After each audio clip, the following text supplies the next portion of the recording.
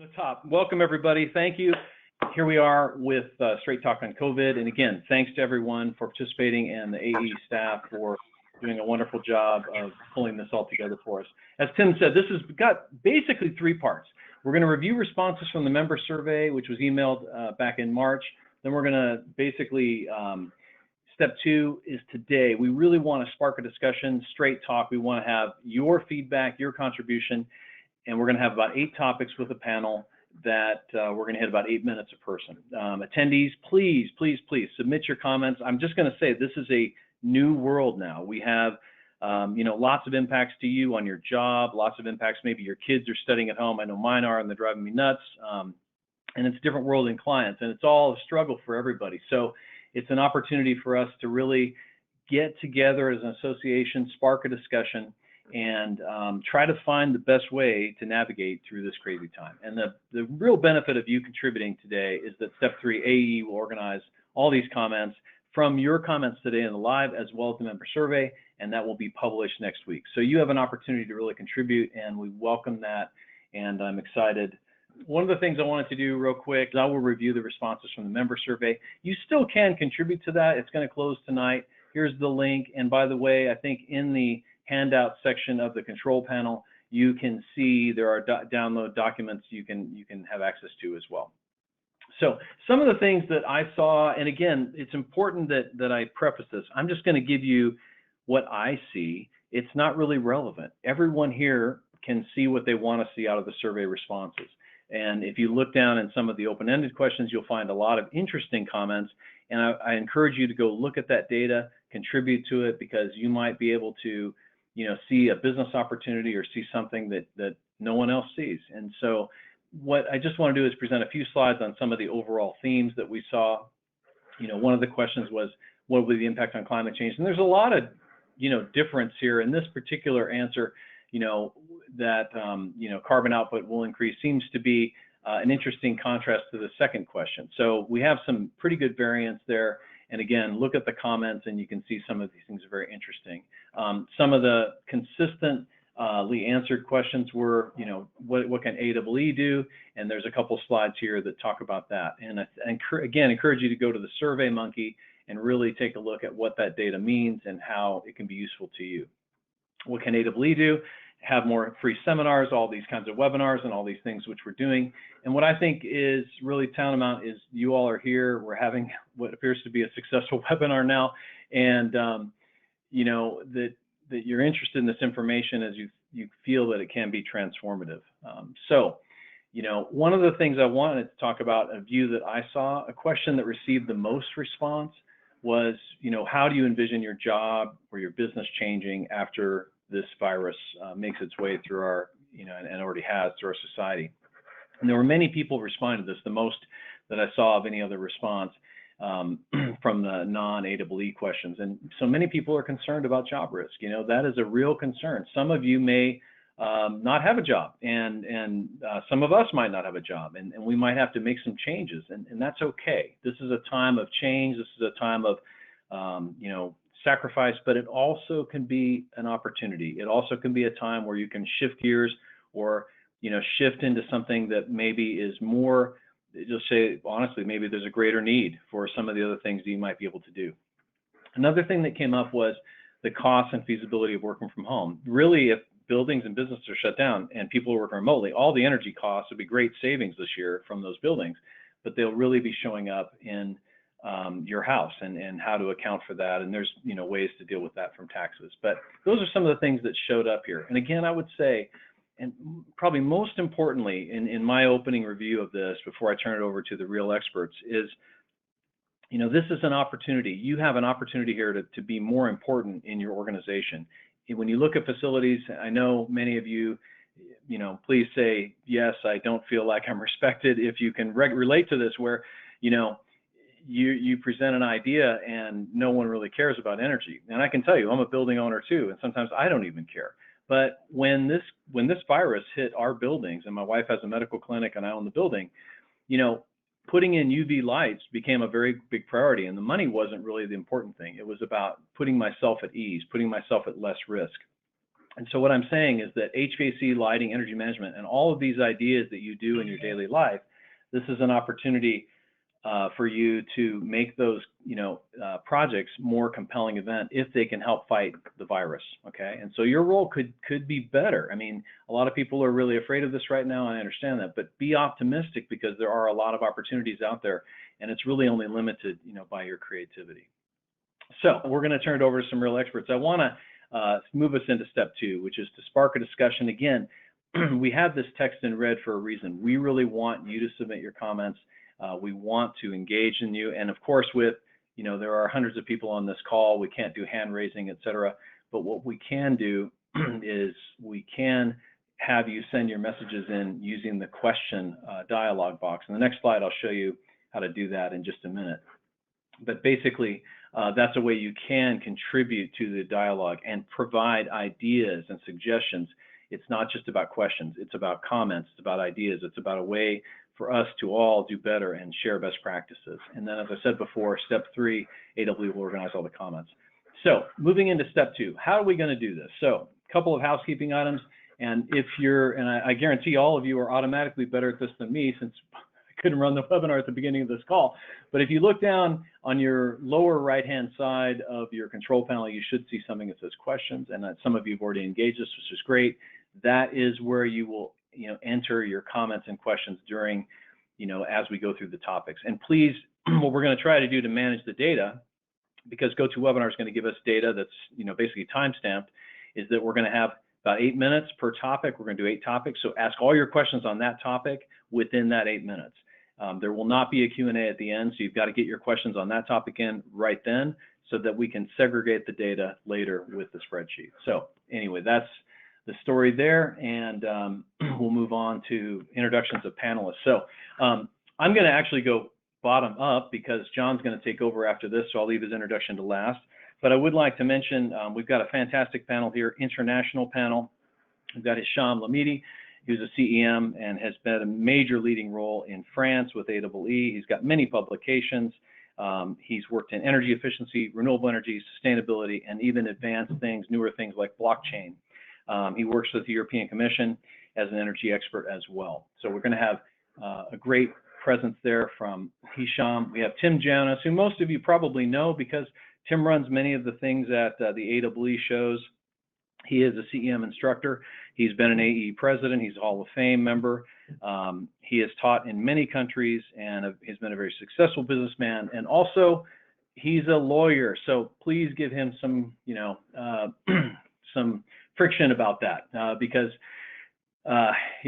he's a lawyer. So anyway, we'll talk about that later. Most of you probably know me. I do a lot of the webinars. I'm the CEM instructor and a content editor.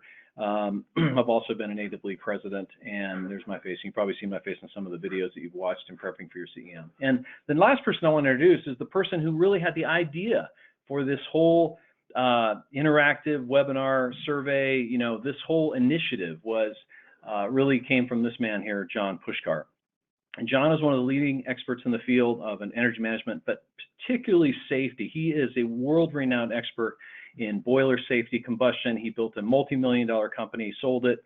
He is a multi-millionaire, as some of the other members of our panel, and I can tell you that he is doing this out of his passion of his heart and soul. It is not, he doesn't need to do anything. He can sit back and relax the rest of his days, but he has chosen to come in here and help everybody and try to pull us together and share information and really leverage the value of the AEE network in trying to share best practices. So I'm extremely thankful to John. He's a contributor to the field. He's an award winner. He's worked in 30 countries, but I'm most thankful for his time today and his insights that he will have. He really has a gift to give, and I hope you pay attention to what he says. So John Pushkar is going to run the rest of this webinar. Thank you very much, Eric. Appreciate you all being here today. Hopefully you all have in front of you the 8 questions that we've been discussing. If you've downloaded them a while ago, I changed question 3, so don't be alarmed when you get to that. You can also grab them now, as Eric mentioned, through the handout tab that's on your control panel. You also should have been emailed a link sometime today from Sharon, I believe, or Lauren. So if you want to check your emails real quick and get that, you should do that now because it's very important that you contribute. These questions were meant to seed your minds. We'll be discussing these topics here today, but I want to remind you, as you all know, they're only questions, they're not answers. Unfortunately, as brilliant as some of us are, none of us has answers today. We do know one thing for sure, and that is that we amongst us at AEE are the top experts in the energy field. We know that this is a community of people that's like a family, and it very openly and readily shares information. We're hoping that after this is all over, we can pick up the pieces of our lives and continue to make it a better world. So before we get started, here's just a couple things you can do to get the most out of today's session. I want to remind you there's over 600 people on the line today, so we can't respond to every question, but as Eric said, it's very important that you contribute and very important that you ask questions or provide comments through the question tab, not the chat. Also like to ask that you let us know if you'd like to be part of some ongoing virtual group to continue to address some of these topics, especially topics that you may have some special expertise in. I can't commit AEE's resources, but you know that AEE is a quality organization. They try to meet all the members' needs. And if we have enough interest, we'll put something together that works for everybody so that we can continue to pursue some of these topics together. Next slide, please. So what we're looking for from all of you is that special aha moment. Aha, I can offer that kind of service to my customers. Hey, I can change the way I do business. That's a great idea. I wonder if you've ever also thought about changing this or that. Or another thing that's very important we'd like you to contribute is if you know about white papers or places where we can get information or published research documents about some of the topics that have been brought up, we'd also like to hear that from you as well. So with that being said, I'm going to introduce Tim Janis as the first question deliberator. Tim, if you wouldn't mind. Happy to do it, John. And if we can have the next slide, that'd be terrific. So of the 8 questions that were sent out in the survey, number 1 was about outside ventilation air. Okay, the theory being that if there's more of it is found to be mandated, found to be a benefit as one component of fighting the virus in buildings, what do you think might be the most benefit? Well, if you can go to the next slide, I want to kind of talk through these. One of my pet peeves, of course, is outdoor air.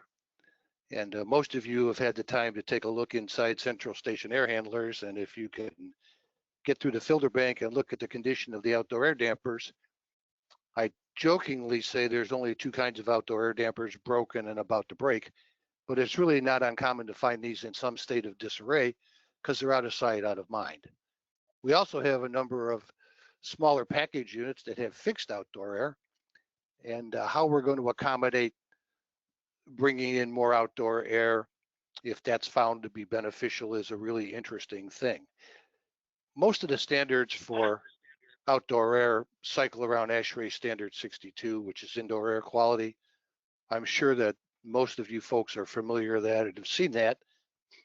And as an adjunct to that, I think most of you are also familiar with demand-based ventilation controls.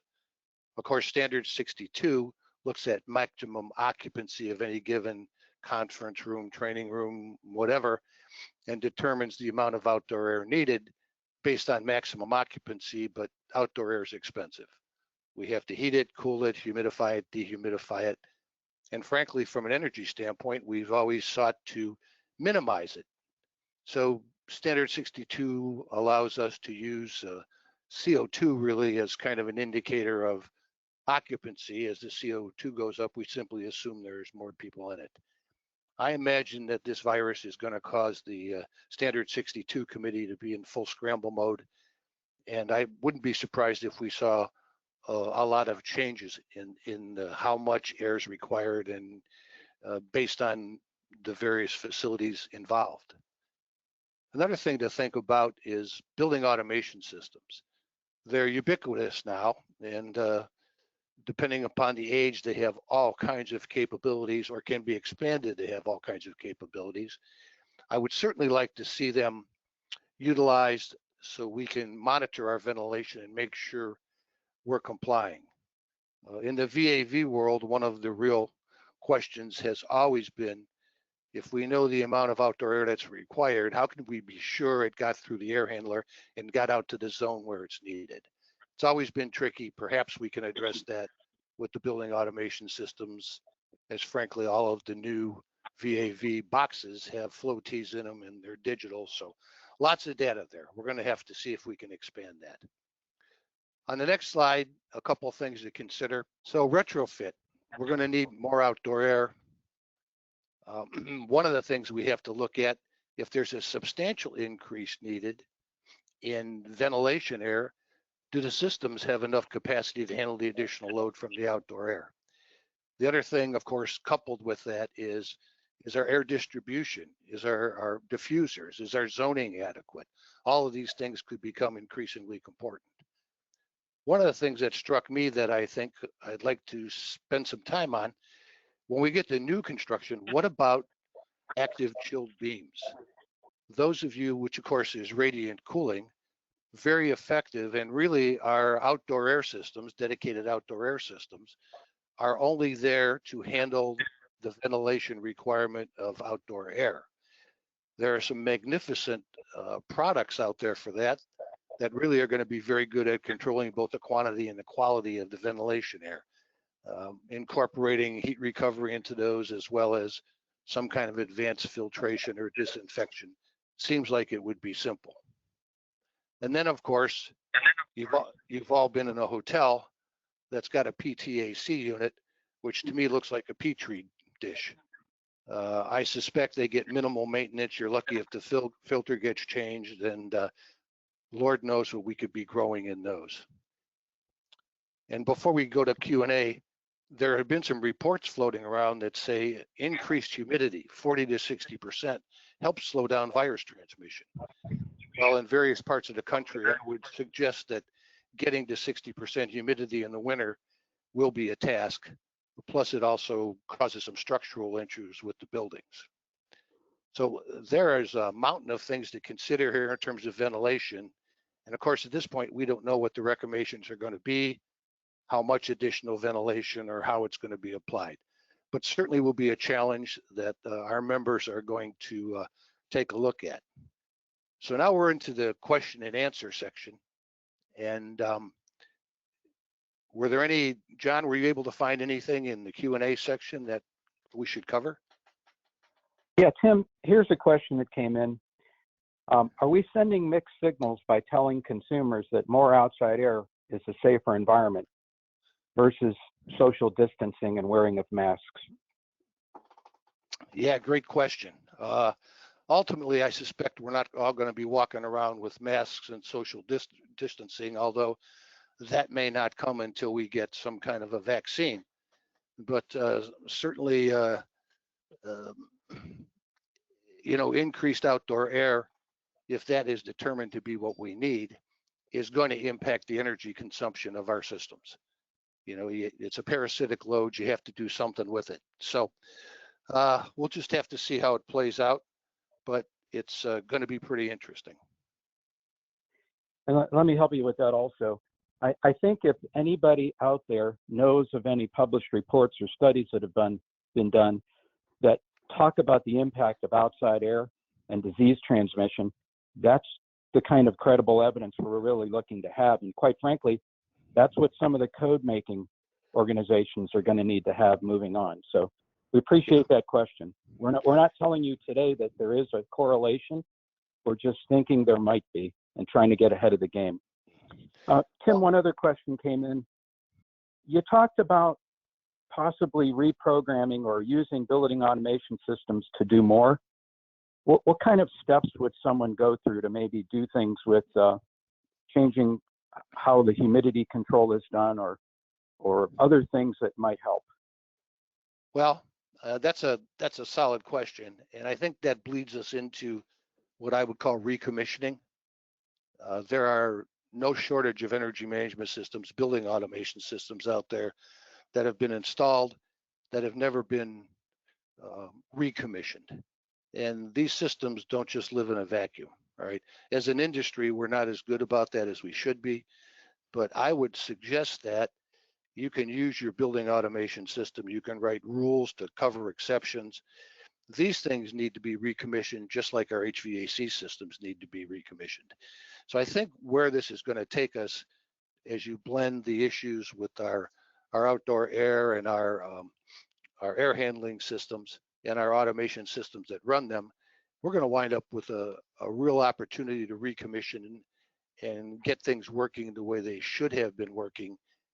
And I suspect most systems in the real world have somewhat slid back from optimum operation. Great, thank you very much. You're very welcome. Next slide, please. Hey, this is question number 2. And the question in the survey was, is disinfecting recirculator an option within HVAC systems, and what technologies would be helpful? So here's a picture of an HVAC box, and I'd like to get into the discussion. So Sharon, can you advance to the next slide, please? And I think I mentioned this in the introduction, UV lights and HVAC duct. This is technology that's been around for quite a while, but it's important to acknowledge that the wavelength and the airflow is very important. You need to have the right wavelength to kill the virus. And of course, it doesn't really kill anything unless you have airflow flowing through your ducts. It'll just kill what it sees. Now, UV lights can also be applied in occupant spaces, but again, if you have, any light that's not in direct line of sight, if it's basically obscured from the light source, like underneath the table, the virus can still grow there. So there'll be discussions and developments of people, and already have been, of developing lights that literally go through the facility on mobile devices and try to hit all the surfaces and minimize the shadows. So those are opportunities that can happen. Other things like air scrubbers, advanced filters, all of these technologies are going to be getting a lot more attention, bipolar ionization. And again, some of these might require more research. And for what I would say to our people in academia is this is a great opportunity for you to go get funding, go get grants, because there's a lot of interest at the very top levels of government to find solutions to this. And so getting money to do research to really try to solve this problem, and not just, from a financial standpoint, from literally from a career, success standpoint, you could really be a hero in some of these things if you can solve some of these problems. So expect there will be opportunities, expect there might be, some side effects. Ozone and other things have shown to cause problems with people. And so we have to kind of look at all of those things as well and balance the good and the bad. Sterilization via excess heating, this will definitely impact energy management. You have to have enough time, like so many degrees at so much time. And if it's hotter than that, shorter times. If it's not as hot, then longer kill times or contact times. All of this stuff needs to be figured out. And there is some good research already out there. And then finally, how do these different ideas, disinfecting your ductwork, et cetera, how do they work in different facilities? If you've got hotels with their own individual heat pumps in each room, or you have schools, finding different solutions for that. So I put it in red that, we'd want other ideas. So if we can advance to the next slide and let's take a look at what kind of comments we've got coming in. And also I will say with Hisham, maybe Hisham from France has been looking at some of the questions, and if he has any ones that are interesting, feel free to come on out and ask me, and I'll do my best to answer. Okay, Eric, I see a question for you. You presented many technology. Any idea about extra cost of implementing those technology in existing HVAC installations? Sure, that's a great question. One of the things, and I'd mentioned we had done this in our own facilities, you can go on Amazon and find UV lights, in the hundreds of dollars of range. Anyway, I've literally have seen them for as low as $150. And what we paid to have ours installed and everything was about $800 US per light. Now, that was a more of a top of the line type UV technology, and you can spend more than that also. But what I wanted to point out was the costs were interesting to me, but when you're talking about you know, when you're a building owner and you're trying to make it so your people feel safe and you're trying to solve a critical need, it really wasn't so much about the money. I just did that because it just felt good. And I think that, like I said before, some of these things, the cost is relevant, but it might not be as relevant as you think. The building owner is looking for peace of mind. And if you can give them that, that's, I think, the way you should position your projects. If they save energy and help, you know, reduce the risk of the virus, then that's great. Also, not just on the install cost, but let me go into my own building's example just real quickly. So we put this stuff in. We also put in new furnaces and more modern thermostats.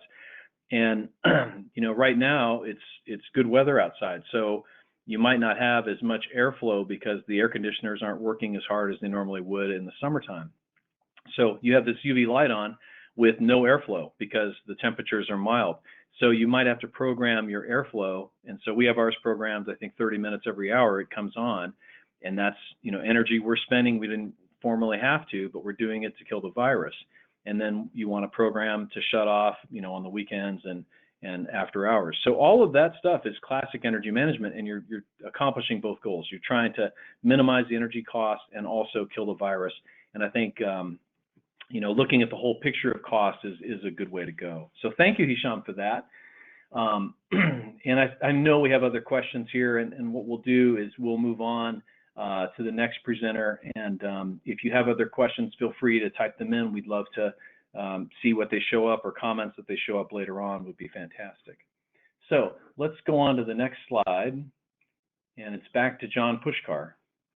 Thank you. I'd like to discuss for a moment what businesses or parts of our businesses or parts of our energy conservation and equipment service world can be virtualized, and how would we do this?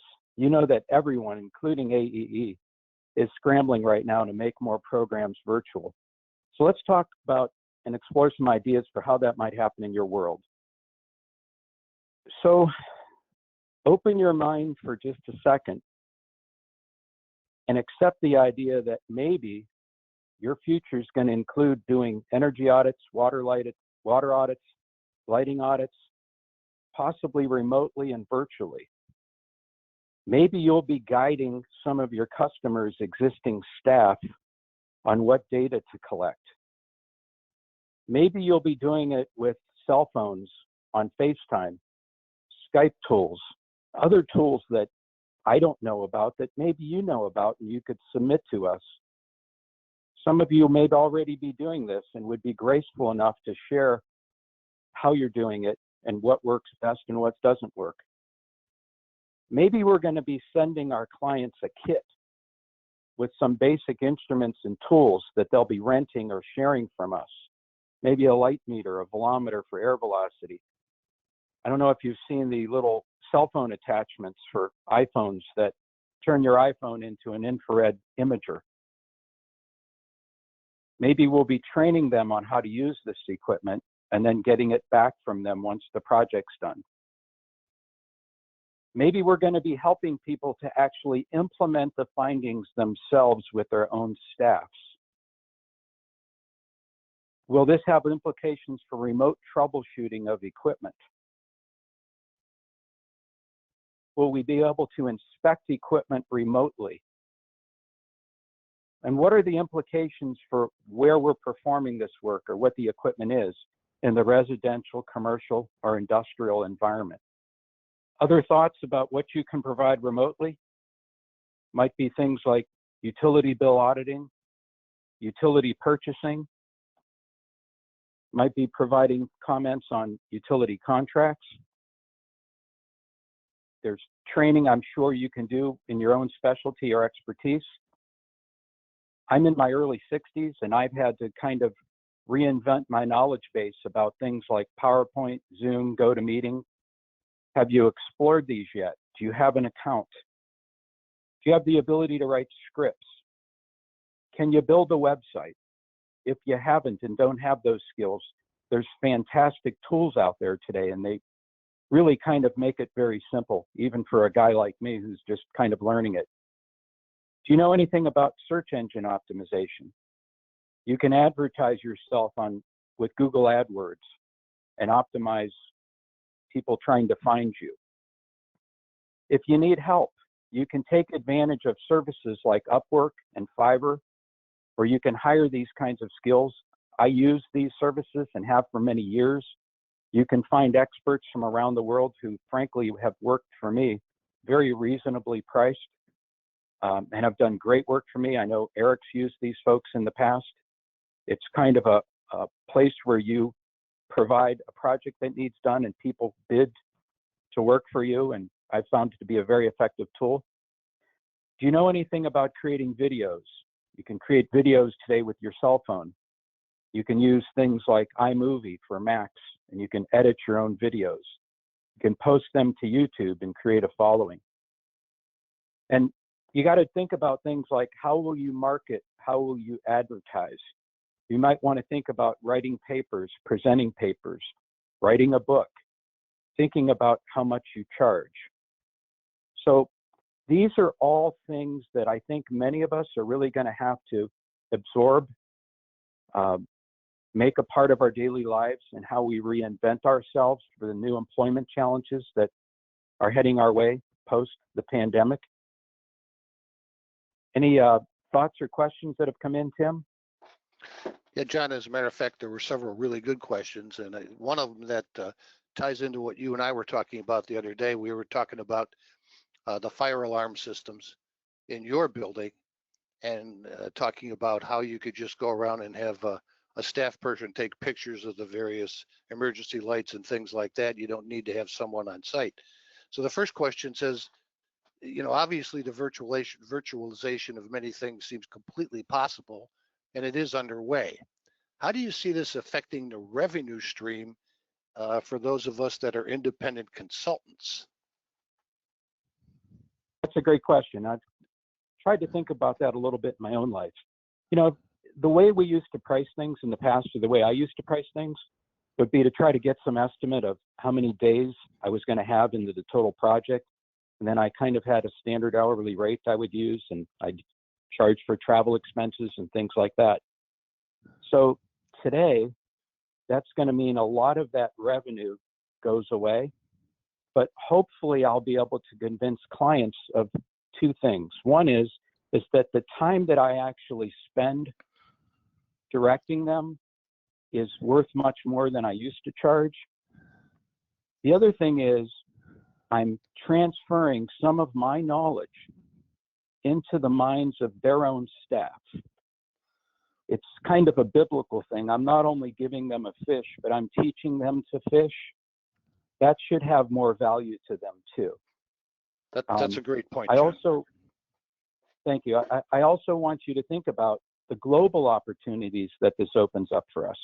We've got Hisham on the line from Paris, France. Frankly, there's no reason why Hisham or some of his colleagues can't do work here where I'm at in Cleveland, Ohio.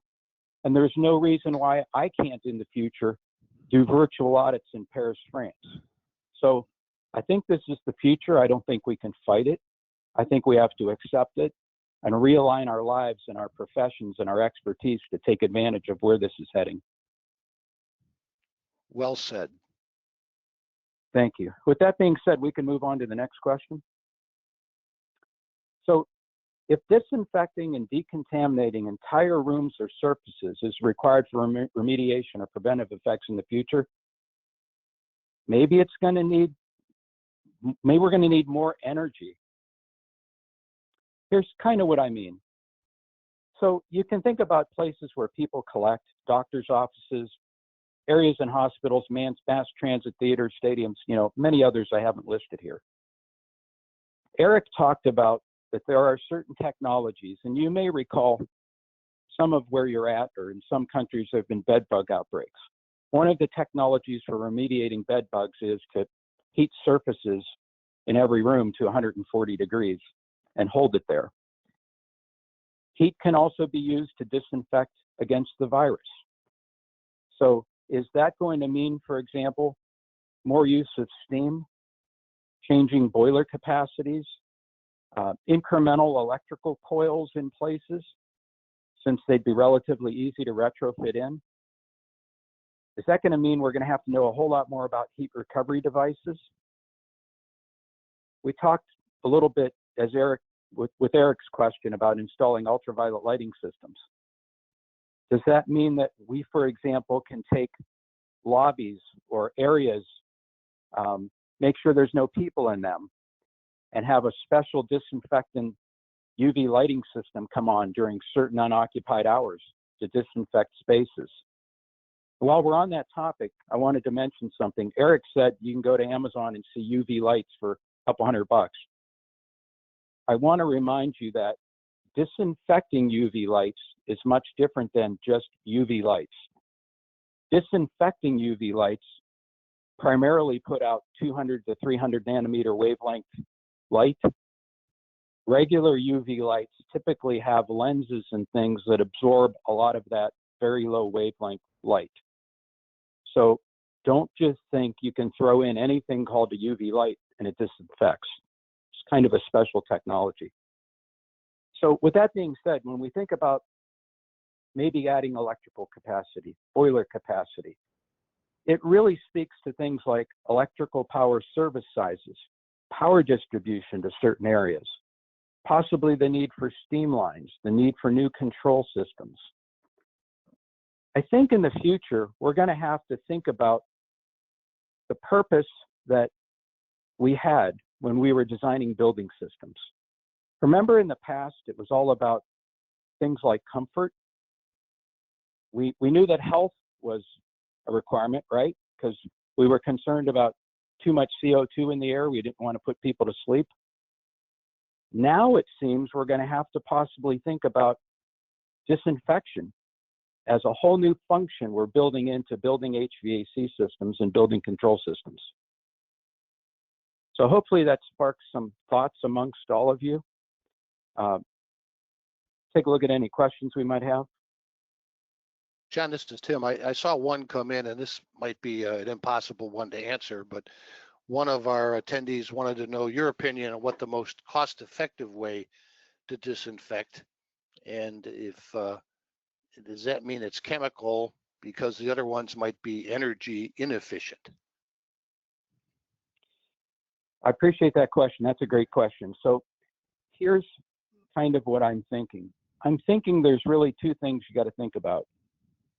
If you're disinfecting air and rooms or facilities, it's, certainly you can use chemicals, and we've all seen on the news people running around spraying aerosols and spraying chemicals everywhere. And that might be part of the answer at some point, but I think there's going to be a big part of this that's going to be done in air handlers or ductwork within facilities. Next, however, you're going to have what I believe to be these, sorry to borrow the term, but call them hotspots. Someone even sent in a response about HVAC techs. So can you imagine what we're going to have to do to protect people in the future, changing filters in public buildings, especially short term? I think we're going to have to develop special protocols, special chemicals. I could just see if we're not really careful about that, we're going to get HVAC techs and maintenance people really, really sick. So again, that'll be probably a first line place we need to think through chemicals. Yeah, it's certainly going to change how we handle old filters too for disposal. Never thought about that. Thank you. Great idea. Great thought. Okay, we can move on to the next question, please. Okay, thank you. So the challenge for maintenance under the context of virus transmission will be how to reduce time on site and maintain a continuous operation with an optimized process. I think you all agree with me that there are many optimized pathways, and there is a different possibility to solve this problem. But in this during this webinar, I will explore 4 possibilities. The first one focus on life cycle costs. All attendees will recognize that cheapest to buy, it's not always cheapest to run. Life cycle cost models for evaluating equipment choices need to now consider virus risk, factor over the life of the equipment. Sorry. One of, if we can take an example, simple example, LED lighting lasts so much longer than other systems and require less maintenance. But till now, it have not yet been completed in every building. So for every healthy facility and public space, it should be retrofit with the LED for this reason, and timelines should be advanced. Regarding the second point, who can be explored is remote metering to reduce time on site. So remote metering need to be stepped up such that human interaction for meter reading can be minimized or eliminated. Technology is already there and it must be used. For example, the pulse meter transmitters work by reading and transcribing pulsed lead flashes and is therefore compatible with electric meters. The radio transmitters allow the remote reading of the electricity consumption data from the meter to which it is connected without any manual intervention. In other words, technology of transmitter will quickly and economically transform the conventional electric, gas, or water meter to smart metering. So let's use it and reduce time on site. Third area we can explore is reducing time on site and optimizing maintenance. So taking this, I will say, this contrast and to work on optimal way to optimize the process and optimize operating system. Preventive maintenance is so institutionalized in many facilities today, I think, around the world, that facilities engineers don't even stop to question whether their maintenance practice affects system reliability. Up to 50% of unplanned downtime occurs in systems that were serviced within the previous 7 days. So RCM, so reliability-centered maintenance, it's much more than just another way to do maintenance. In a nutshell, it's a way of looking at system performance in terms of the impacts of failure, and then mitigating those results by design, detection, or effective maintenance.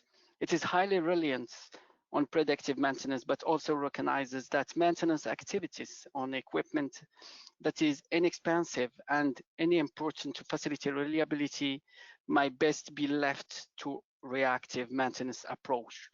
So to implement this RCM, it will need significant startup costs, equipment, and skills, but by the end, we will reduce time and reduce risk on site.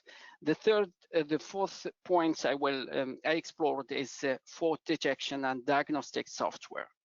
So FDD software identifies anomalies in the performance of critical equipment such as boilers, chillers, motors, elevators, pumps, exhaust fans, and etc. More recent advancements in FDD have enabled the software to translate those anomalies into real-world faults and deliver notification to operator detailing not only the root cause of an issue, but how to resolve the problem.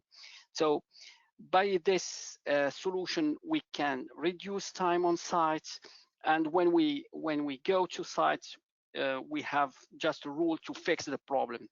Using FDD will be efficient in our context to reduce time on site, looking for problem and solution. An example, I think altogether we have a different example, but I will share with you just a pragmatic example, focusing on condenser falling alarm, who will triggered by the virtual condenser falling sensor, which will be calculated using modeling method based on the available onboard chiller measurements and public chiller manufacturer data. Associated fault impact could be automatically calculated and fault alarm could be generated.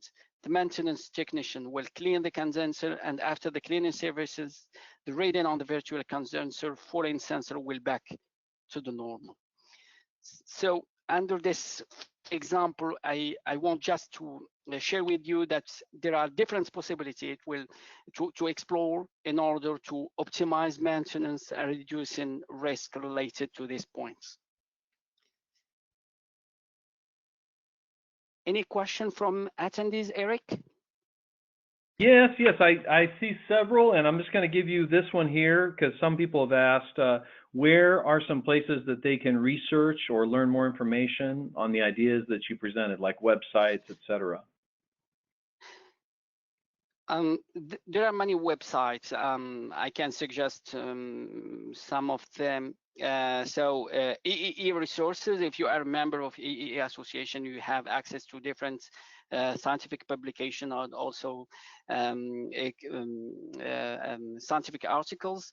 Also, U.S. Energy departments share different documents on this fields, and also they have developed many software who are free. Berkeley Lab also they works on these items. Regarding FDD, you can have different documents, document handbook, and also software from National Institute of Standards and Technology, of course, in United States, for all of this. And PNNL laboratory also worked on this item, and their website is enhanced with different documents and software. Also, I would say equipment providers can be explored as a resources of documents and background on experiences. Very good, Hisham. I think we should go on to the next question in the interest of time, and we are right on schedule. But and Dr. Hisham, you've got question number 6. Okay, so let's talk about IoT. I think these days around the world, any conversation about workplace technology is sure to include talk about connected devices and IoT sensors.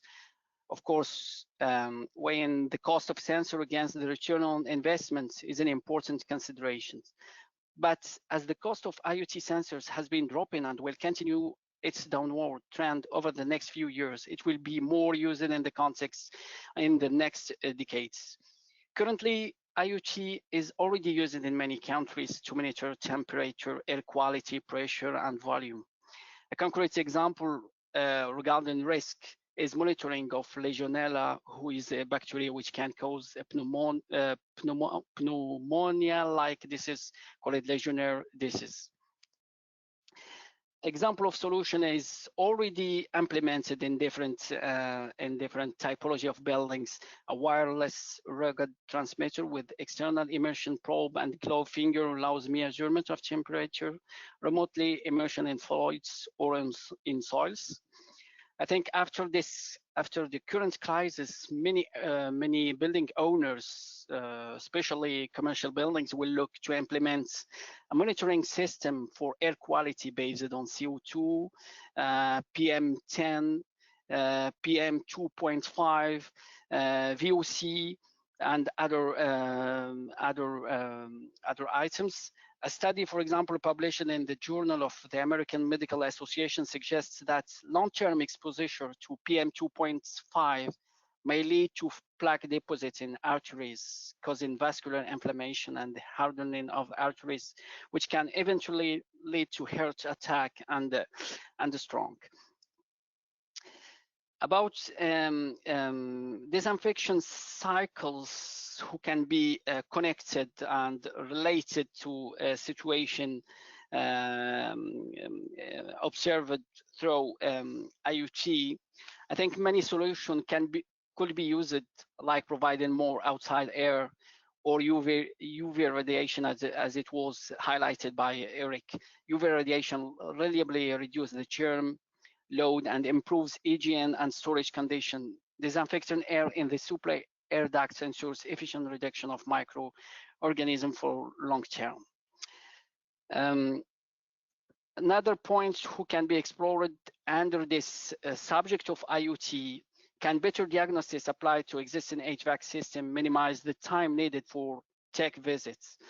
The answer, I think, yes, of course. As I said before, our works, it means all engineers working in this field will be based more and more on sensors, data collections, and analysis before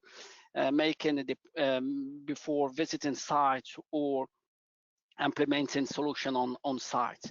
The combination of using of BMS data or sensor coming from data with the commissioning, with the retro commissioning process, has been shown to reduce building energy waste up to 15%, improve occupant comfort, and extend mechanical equipment life by identifying and implementing low-cost operational improvements, such as HVAC scheduling change or correction of simultaneous heating and cooling. The new function of this solution will be limiting the exposure of technicians on site under the contingent period, I think. So the future will be based more and more on IoT and monitoring-based commissioning. So let's take a look at some of the questions. There's quite a few here, and I mean, I just list some names. Osman Adra and Stephen Knapp have been quite active. But one of the ones I just because of so much time constraint we have, just in a couple sentences, what would you say is the most exciting IoT idea or application? If you could rank all the things you talked about, what's the most exciting thing for you that helps mitigate COVID-19? Currently, I discovered many research on retro commissioning suitcase, covering different items who can be tracking during long times for temperature, humidity, air quality, COV. This project is ongoing, for example, in France, but I know also that there is some works on Berkeley Laboratory. I think by the end of this year, we will have more solutions. I will say a suitcase retro commissioning for COVID-19. Excellent. Thank you so much, Hisham. And Sharon, maybe we can go on to the next slide. I think I'm question number 7. Question is, what will be the post-virus world impact on things like robustness of design, sparing philosophy, and that basically means backup and, you know, planning. If you've got 2 compressors, you have one, you know, as a backup, that kind of thing, and how you cycle those. So sparing philosophy and providing disinfectant support, and also just the overall philosophy of supporting systems to minimize the potential for infection. I think that is a you know, big question. And if we go on to the next slide, I'll share some of the ideas that I had on that. I think, of course, you know, the design codes, as someone's already mentioned, are going to have to be looked at from ASHRAE perspective. I'm sure they're very busy with that. Commissioning, even for virus defense. I think all of these areas are growth areas. And like I say, in a very positive way, you can play a role in that. I think there's going to be reliability metrics for IAQ, and I think Hisham kind of pointed to that a little bit. But you talk about hot water systems, you know, backup. What if you lost hot water? You know, what if your UV lights, you know, assuming you had the right wavelength and everything, what if, you know, they didn't work and people got sick? It'd be all sick building syndrome all over again. So we really have to think about how valuable I think the reliability of your backup systems are to maintain that IAQ, not just from a is it working, but also to prevent a legal and, you know, public relations risk. You know, if your facility is linked to spreading this outbreak, it's not going to look good. And I think that kind of attention from a, and I hate to say the word fear base, but I think that is very powerful motivator for people to take a look at these things. And I think we all now can calculate the downtime cost to virus interruptions. I mean, how much money is the economy losing every day because we have this virus? You know, and I think you can point to some real numbers on that, specifically with businesses. You know, this is a new type of downtime. We've never had this before. And again, it all makes your job more important. I want to call out some questions that I've seen just in the scroll. I see, you know, Carrie Rowland from Tulsa and Yolanda from South Africa. And some of the questions they ask kind of tie into the overall philosophy that, you know, Carrie's pointing out that, you know, if you've got to have UV lights in your ceiling, and I mean like regular light fixtures that come on at night when no one's there and kill everything that can be hit by that surface, or you have to heat up the building. You know, as John had said, you are using energy, but you're using it mostly off peak, and that might be not so bad for the utilities as far as base load spread. But you know, people are contributing, and just know that, you know, the philosophy of this whole model is changing. And what I'm saying is that whether it's you're helping someone get reduced risk or save energy and reduce risk, or some other combination of things, this is a great time to really think about how you can apply your skills and help the utility, or apply your skills and help a business, or find, you know, creative ways to deal with this philosophy. So that's the quick ones on that. And Hisham, I'll take another question if you found one that I couldn't see. Yeah, I have a question for you. After this virus crisis, conception of building, conception of HVAC systems will include risk related to virus. Do you think that building owner will have enough feedback and knowledge to update project requirements with a focus on this item, or not? Thank you, Hisham. And that kind of points to the main message I think I'm getting out of this, is that I am a building owner and I don't have time to deal with this, but when it becomes critical, now I care, you know, and I will be. I think you will find building owners that are caring more out of fear, either from getting sued, you know, because who knows where this is going to go. And we have a very sue-happy country over here in the United States. So I think the building owners, some, you know, most won't even be engaged. And again, if you're a CEM and if you can give that owner peace of mind, I don't think it's going to work. The project cost isn't going to be the main, you know, barrier. It's can you deliver a solution that gives them peace of mind. And maybe some building owners will know, you know, about projects and know enough about and care enough to guide the discussion as far as code compliance. But I see this as your responsibility out there, your audience. You guys are the ones that can make this happen. So that's all I've got on this question. We got 20 minutes left, so let's go on to Mr. Janos and question number 8. Thanks, Eric. So hand washing. Wow. I know I've upped my game, and I'm doing a lot more hand washing than I used to be. And then I got to think, I don't know how many of you have ever been through the Atlanta airport. It is one of the world's busiest airports, but you know, it's fairly modern. There's good facilities, but if you're using the facilities between flights, there seems to be sufficient urinals and toilets. What there isn't is sufficient sinks for hand washing. And consequently, you wind up with a backup of people actually waiting to wash their hands. And sort of because now you have people looking over your shoulder, you give the basic 10-second hand wash, which is, you know, grab some soap, grab some water. You don't even worry about the temperature. Give it a quick wash and rinse, and you're out of there. Okay, now, you know, we're being told now that it's a minimum of 20 seconds of hand washing and those sorts of things. And, you know, that's going to impact us from an energy standpoint. The other thing is, of course, the first bullet here is touchless faucets. Doesn't make much sense to be depositing all kinds of bacteria and dirt on faucet handles. So maybe we're going to wind up with codes where everything is touchless faucets. Maybe they're timed. Maybe you get in there and they're timed for 25 seconds or something, and you know you're done washing when the thing shuts off. Which towel? And then you have hand drying. Okay, there are certain discussions out there about the blowers. I won't mention them by names, but the ones where you pass your hands up and down through, and apparently the water that drips off may contain bacteria that accumulates in the bottom of it. So, you know, now you've got an issue here about how do you dry those hands? Paper towels, are we going to kill trees? Better blowers? Technology is going to have to advance a little about that. But you can't ignore water conservation. We're certainly going to be using more water because we're going to be washing our hands for longer and probably more often. And what does that mean for low flow plumbing fixtures? Somewhere we need to optimize the amount of water with the amount of time we need to use it. What this does tell us is we're going to have to pay attention to water consumption. In areas where water's scarce, we need to take a look at gray water systems. Can I have a next slide, Sharon?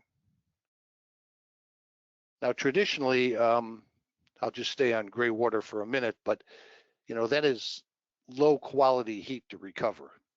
All right, but it does represent a lot of cost in terms of pumping potable water to get there, as well as heating it. And it seems that a disinfection system where we can recover gray water and use it both for non-potable applications as well as toilet flushing, those types of things. So we're going to have to pay a lot more attention to just how we use water.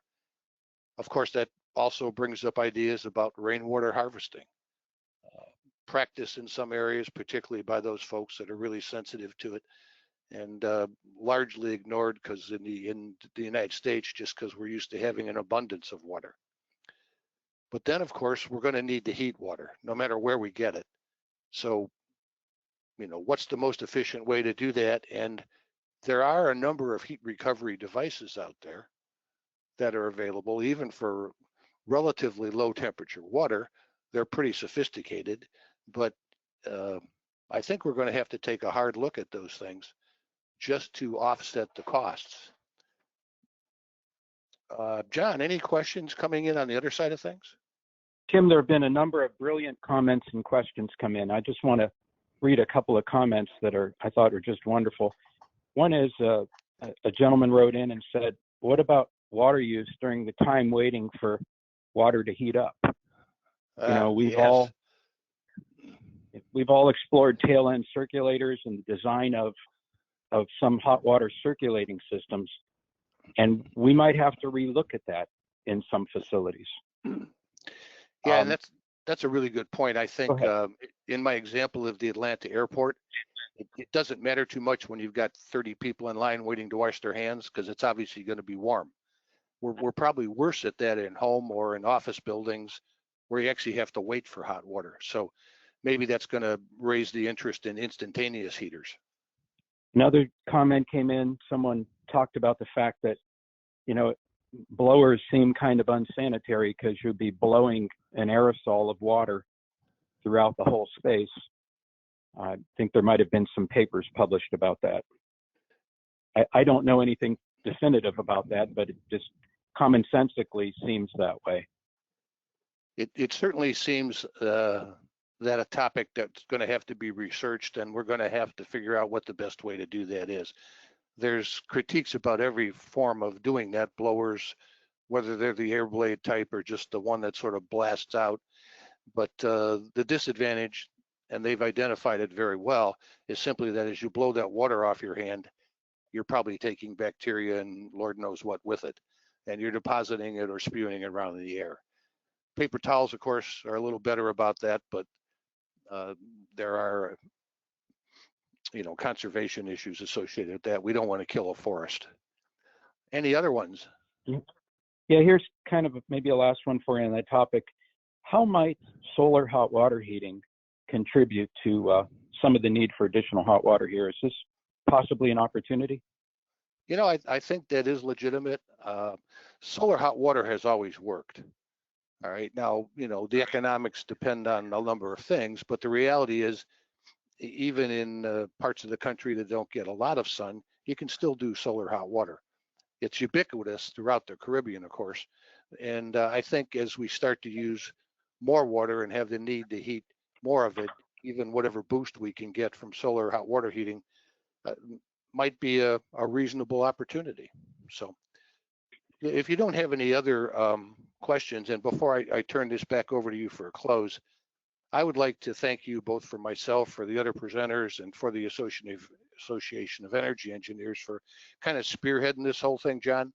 While the rest of us were kind of moaning about the effects of COVID-19, you took it upon yourself to kind of shake us all out of our trees and produce some questions. And I want to thank you for that. It's been the basis of this seminar, and we greatly appreciate your efforts. Thank you very much. I guess we all had a personal choice to make, and all of us are very anxious. We can all choose to hunker down and cower and be worried all day, or we can choose to grab this, use our tools and our skills and our intellect, and try to fight through this. And that's what I think we all have to do. So listen, Thank you for being here today. Send us your thoughts in writing today. While they're fresh in your mind, please send an email to Lauren after this presentation, which we're about to close. Let her know if you'd like to be part of a collaborative community to continue this discussion. And once again, I just want to thank you all on behalf of AEE. Thank you all in advance for the contribution you're going to make to the world and to all the membership to allow us to continue and provide value to ourselves and to society in general here. So once again, thank you for attending this webinar.